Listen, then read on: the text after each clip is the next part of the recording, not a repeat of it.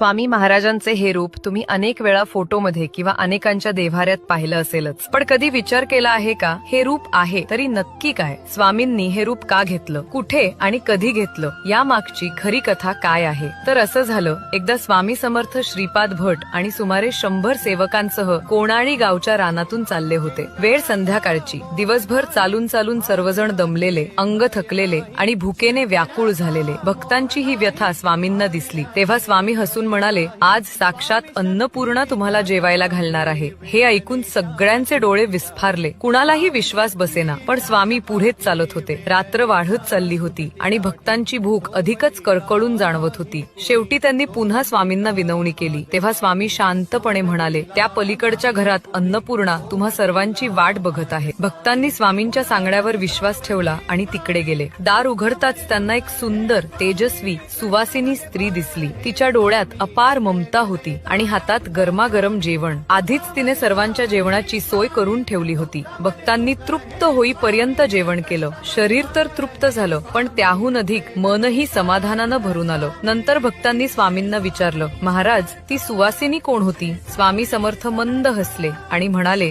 ती दुसरी कोणी नसून माता अन्नपूर्णाच होती. तुम्हाला जेवायला घालण्यासाठी ती माझ्याच रूपातून प्रकट झाली होती. म्हणूनच स्वामी समर्थांना अनेक भक्त स्वामी आई म्हणूनही हाक मारतात. भक्त जेव्हा आई म्हणून हाक देतात तेव्हा स्वामी खऱ्या आई वडिलांसारखे धावून जातात. म्हणूनच त्यांना सर्वव्यापी, सर्व गुणसंपन्न आणि अन्नपूर्णेच्या मूर्तिमंत रूपात मानलं जातं.